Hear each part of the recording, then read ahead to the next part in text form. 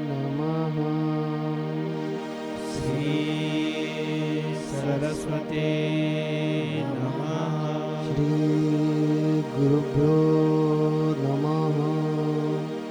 जगद्गुरु नरेंद्राचार्य महाराज की जय। सद्गुरु काड सिद्धेश्वर महाराज की जय।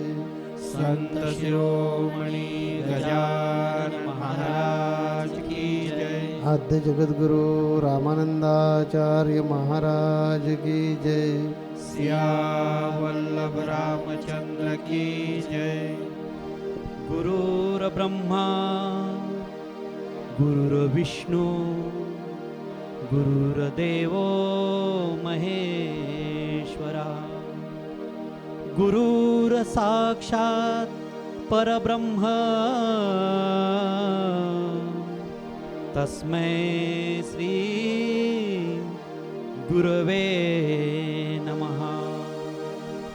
सार्थ श्रीमद दासबोध दशक 19वा समास 9वा राजकारण निरूपण।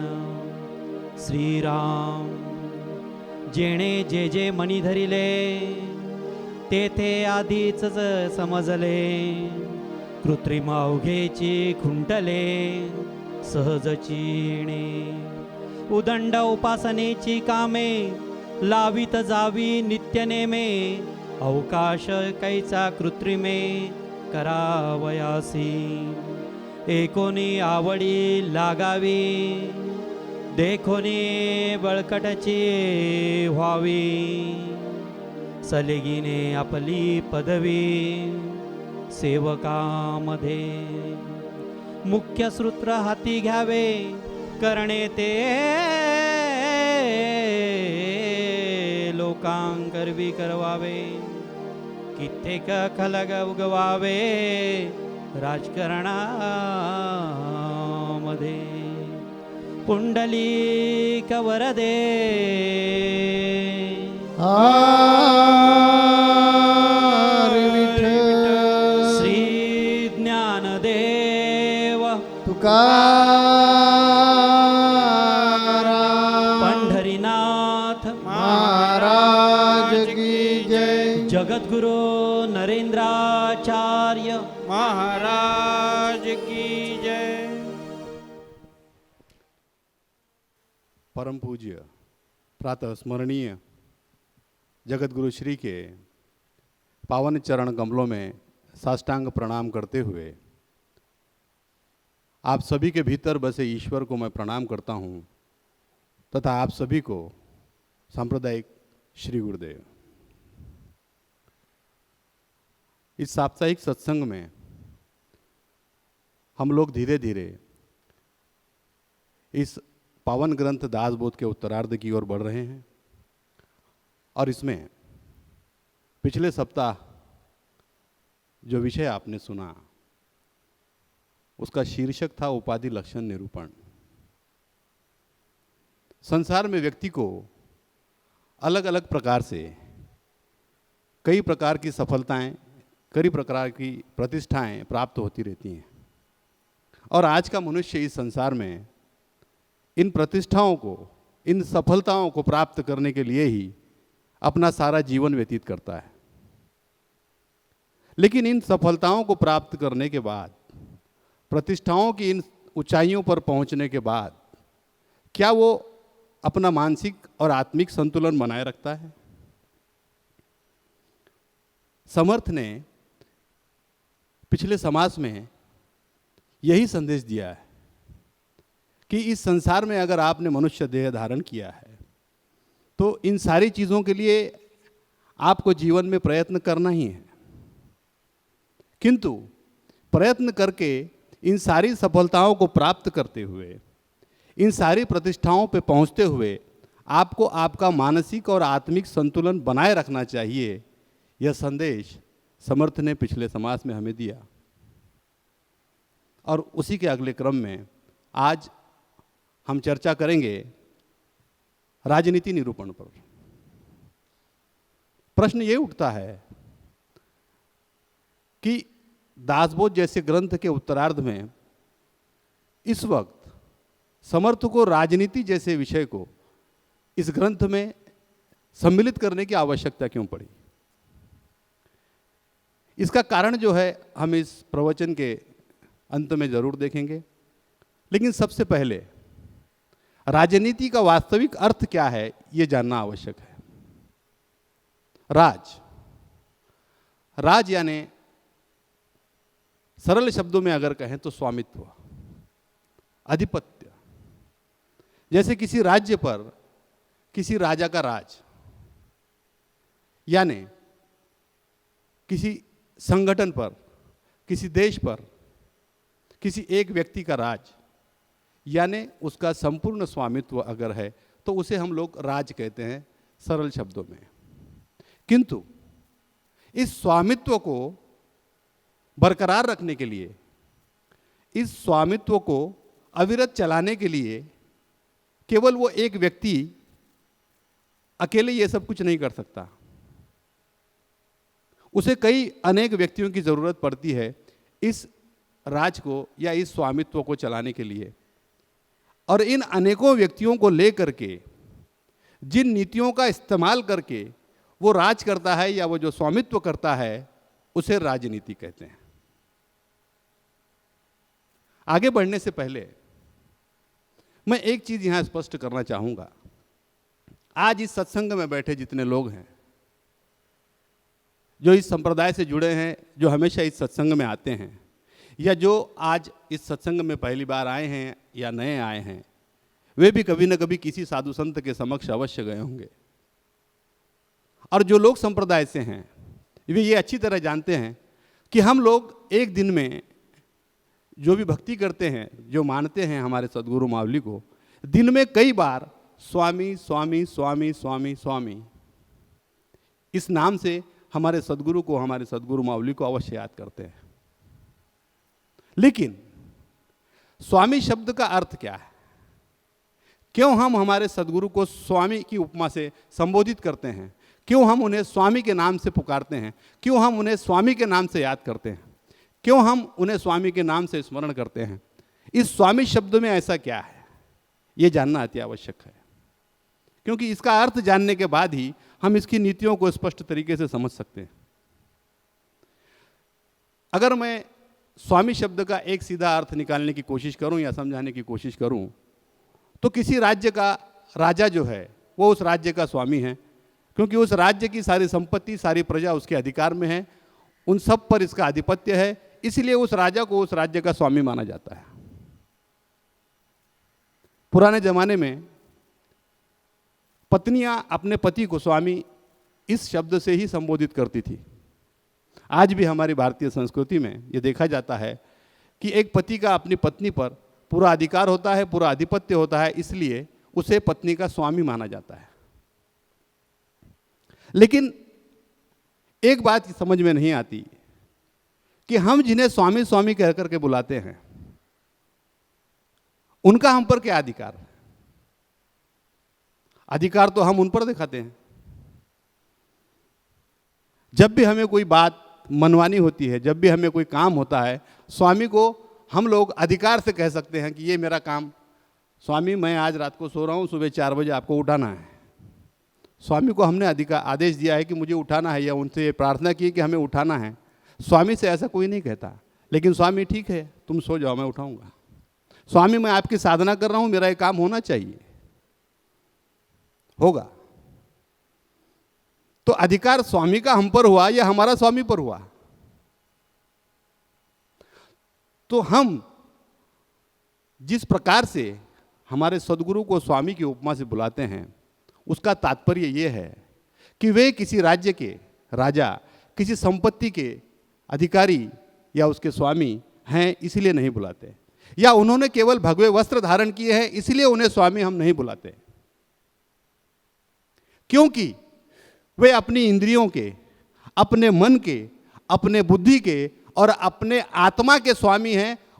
ये सारी चीजें उनके अधिकार में हैं, उनके आधिपत्य में हैं, इसलिए हम उन्हें स्वामी बुलाते हैं। मैंने 4 चीजों का नाम लिया है: अपनी इंद्रियों, अपने मन, अपनी बुद्धि और अपनी आत्मा। इन चारों के आधिपत्य में, यानी आत्मा भी जिसके आधिपत्य में है वो स्वामी, और आत्मा किसके आधिपत्य में होती है? परब्रह्म के। तो स्वामी का अर्थ सीधे सरल शब्दों में अगर मैं कहूं तो हुआ परब्रह्म। ये चीज अगर किसी ने हमसे कभी पूछा कि आप स्वामी क्यों बुलाते हैं, हमें ज्ञात होना चाहिए कि हमें स्वामी इस शब्द का अर्थ उन्हें स्पष्ट कर समझा हम सकें इस तरीके से। तो ऐसे स्वामी, इनकी नीतियां किस तरीके से होती हैं एक संप्रदाय को चलाने की, या दोहरे अर्थ में, दोहरे उद्देश्य में, जैसे समर्थ ने इसमें समझाया है कि जो चीजें एक राजा के लिए राजनीति के रूप में लागू होती हैं, वो एक महंत को किस तरीके से अपने संप्रदाय को बढ़ाने या जनमानस का कल्याण करने के लिए उसका इस्तेमाल करना चाहिए, इन बातों को समर्थ ने इस समास में स्पष्ट किया है। समर्थ कहते हैं कि संसार में जितनी कलाएं हैं उन कलाओं को दो विभाग में बांटा जा सकता है। एक तो इस विभाग में कि हम निर्जीव वस्तुओं को ढाल करके उनसे कोई कलाकृतियां बना सके। कि मान लीजिए एक पत्थर है, उस पत्थर को छेनी हथौड़ी से अगर हम लोग उसको शिल्प कला के द्वारा तैयार करें तो एक सुंदर उससे मूर्ति निर्माण हो सकती है। किसी कैनवास पर हम लोग कोई सुंदर सा चित्र या दृश्य अपने कलर से या रंगों से बना सकते हैं। ये निर्जीव वस्तुओं को आकार देने का या उन्हें एक स्वरूप प्रदान करने की कला है। दूसरी कला यह है कि प्राणियों को, मनुष्यों को अलग अलग जाति, अलग अलग स्वभाव, अलग अलग प्रकृति, अलग अलग वृत्ति के लोगों को इकट्ठा करके अपने के मन के अनुसार उनके लाभ के लिए उनसे कार्य करवाया जाए, ये दूसरी कला है। यानी एक कला में आप निर्जीव वस्तुओं को जीवन प्रदान कर रहे हैं या उनमें सुंदरता या स्वरूप प्रदान कर रहे हैं, और दूसरी कला में आप इस मनुष्य जाति को, इन प्राणी मात्रों को जीवन जीने की कला सिखा रहे हैं या उनका जीवन धन्य करने के लिए उन्हें एक मार्ग दिखा रहे हैं। इन दो विभागों में समर्थ ने कला को बांटा है। और समर्थ, इनका जो अपेक्षित महंत यानी ज्ञानी पुरुष है, उससे इन नीतियों के बारे में या उनसे अपेक्षित नीतियां इस समाज में स्पष्ट करते हैं। समर्थ कहते हैं कि ऐसे ज्ञानी को जन समुदाय को इकट्ठा करना चाहिए, अपने जैसे विचारों के लोगों को उसे इकट्ठा करना चाहिए और एकांत में विचार करके, योजना बना करके उन सभी को अलग अलग कार्यों में व्यस्त करना चाहिए। ये सबसे पहली नीति जो है समर्थ इस समाज में कहते हैं। आगे ये जो पहली नीति है इसे हम फिर से दोहराएंगे क्योंकि इसके पीछे मुझे कुछ और भी कहना है। लेकिन ऐसे जन समुदाय को लेकर के चलने में, ऐसे जन समुदाय को लेकर के सत्कर्म कराने में कई ऐसे भी लोग हैं जिनके स्वभाव मेल नहीं खाते, जो ऐसे हैं खुद तो दुर्जन हैं लेकिन सज्जनों को भी चैन से नहीं रहने देते। समर्थ कहते हैं कि ऐसे दुर्जनों को दुर्जनों से ही मिलवाना चाहिए। दुर्जन को सज्जन से आमने सामने करवा करके या दुर्जन का सज्जन से सामना करवा करके दुर्जन को सज्जन बनाने की कोशिश कभी नहीं करनी चाहिए, क्योंकि दुर्जन की भाषा ही समझता है। लेकिन अगर किसी में कोई खोट है, किसी में कोई व्यसन है, किसी में कोई बुराई है, तो सद्गुरु को उसे दूर नहीं करना चाहिए। ये बात हम लोग स्पष्ट तरीके से जानते हैं, जो मेरे सांप्रदायिक गुरु बंधु बांधवियां हैं, कि सद्गुरु जब भी किसी शिष्य का शिष्यत्व ग्रहण करते हैं या उसे अपना शिष्य मानते हैं तो वे उस शिष्य को उसके सारे अवगुणों के साथ में स्वीकार करते हैं। हमारे सद्गुरु ने कभी भी ये भेदभाव नहीं किया कि ये व्यसनी है, इसे मैं अपना शिष्यत्व नहीं दूंगा या इसे अपना शिष्य नहीं मानूंगा। आज तक हमने जो देखा है, और जो सच्चे सद्गुरु हैं, जो ज्ञानी हैं, वे कभी भी अपने शिष्य के अवगुणों को नहीं देखते। वे अपने शिष्य को उनके पूरे अवगुणों के साथ में स्वीकार करते हैं और फिर उनके अवगुणों को दूर करने का कार्य करते हैं। समर्थ कहते हैं कि महंत को, ज्ञानी को इस प्रकार से इस जनमानस को, इन व्यक्तियों को ढालना चाहिए और उनके जीवन को सफल बनाना चाहिए। क्योंकि आज का विषय राजनीति है। एक राजा था, उसके राज्य में उसका जो भांडार गृह था, उस भांडार गृह में चोरियां होने लगी। यह शिकायत राजा तक पहुंची। राजा ने कुछ दिनों तक अपने गुप्तचरों को इस चोरी का पता लगाने के लिए कहा। कुछ दिनों में गुप्तचरों ने आकर के राजा से कहा और उस चोर का नाम और पता भी बताया जिसने उस भांडार गृह में चोरियां की थी। राजा ने गुप्तचरों से कहा कि वो इस बात का और कहीं जिक्र न करें। राजा ने अपने मंत्री को बुलाया और उसे कुछ समझाया। दूसरे दिन मंत्री उस चोर के घर पहुंचा और उसने राजा का एक पत्र उस चोर को दिया। पत्र पढ़कर के चोर अचंभित रह गया। उसे यह नहीं सूझ रहा था कि वो कैसे प्रतिक्रिया दे, क्योंकि उस पत्र में यह लिखा हुआ था कि तुम्हें कल से भांडार गृह का चौकीदार नियुक्त किया जाता है।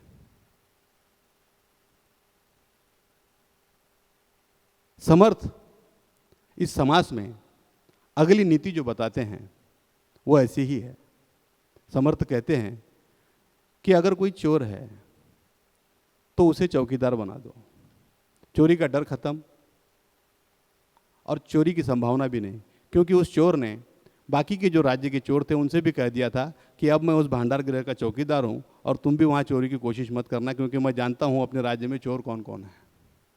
तो ये एक मार्ग है जो ज्ञानी इन नीतियों के द्वारा निकाल सकता है।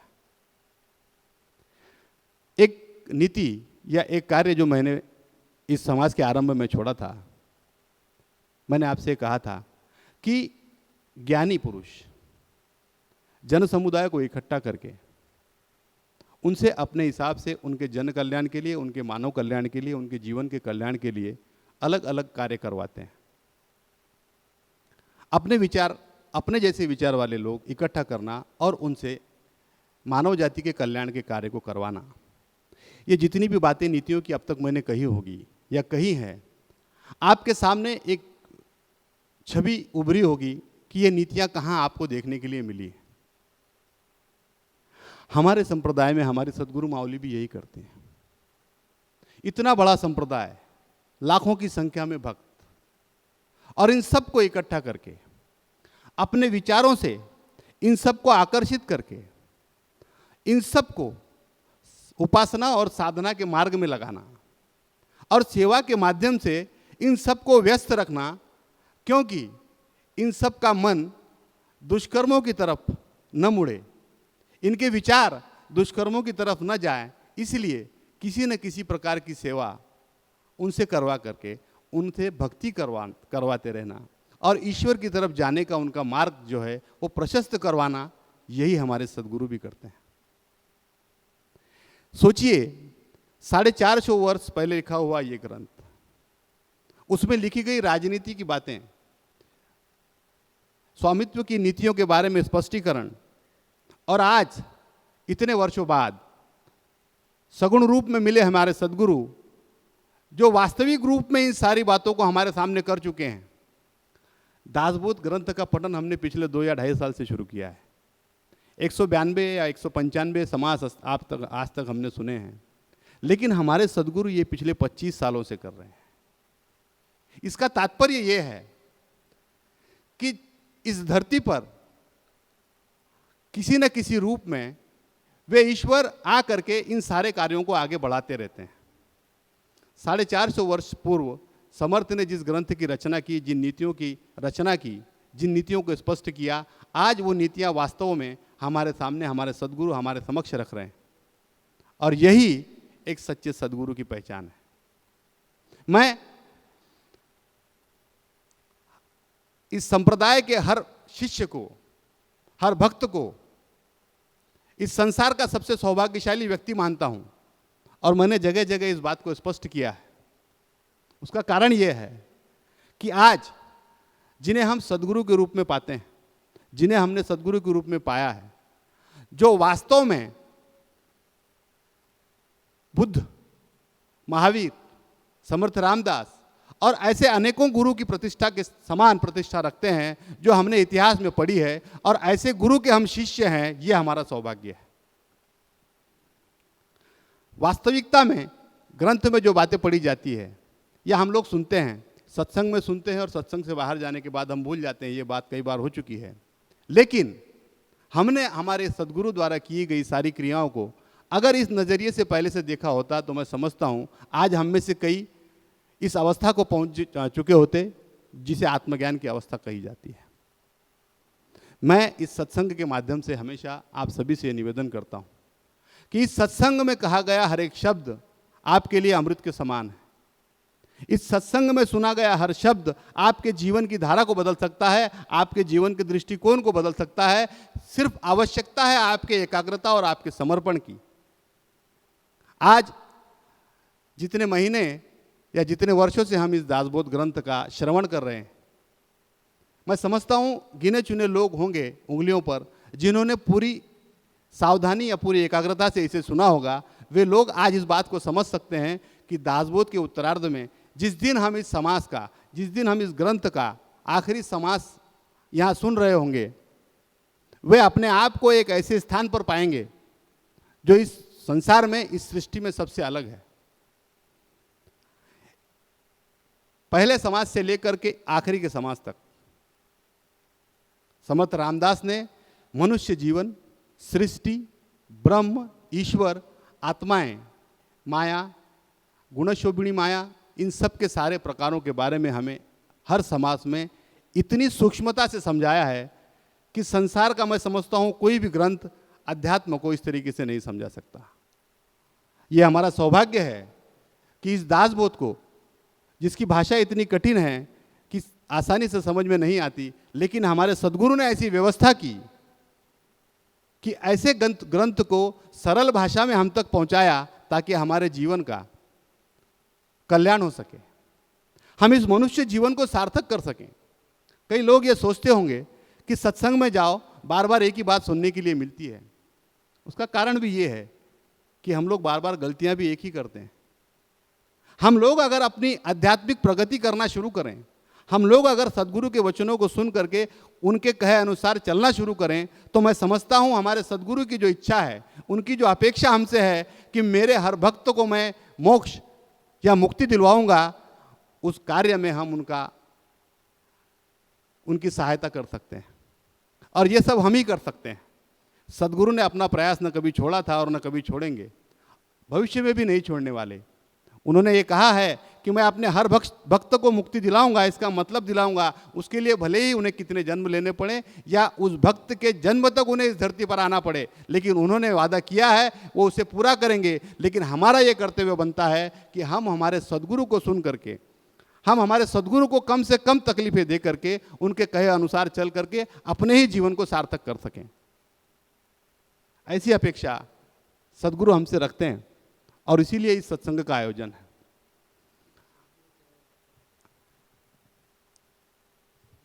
इस समास में आज जो सबसे महत्वपूर्ण बात हमें सीखने के लिए मिली है या हमें सीखनी चाहिए, वो यही है कि सद्गुरु सेवा जो सद्गुरु द्वारा हमें दी जाती है, उसे पूरे अंतःकरण और समर्पण के साथ हमें करना चाहिए।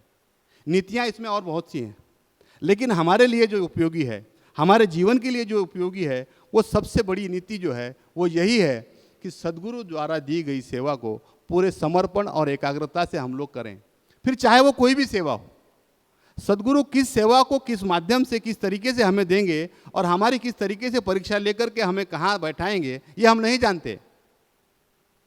मैं ये कहना चाहूँगा कि मैं संस्कृत नहीं जानता, मैं श्लोक नहीं जानता, मैंने वेद नहीं पढ़े, मैंने पुराण और शास्त्र भी नहीं पढ़े, ना ही मैंने उपनिषद पढ़े हैं, लेकिन मेरे सद्गुरु नरेंद्राचार्य जी महाराज ने मुझे मनुष्य के जीवन को पढ़ना सिखाया है।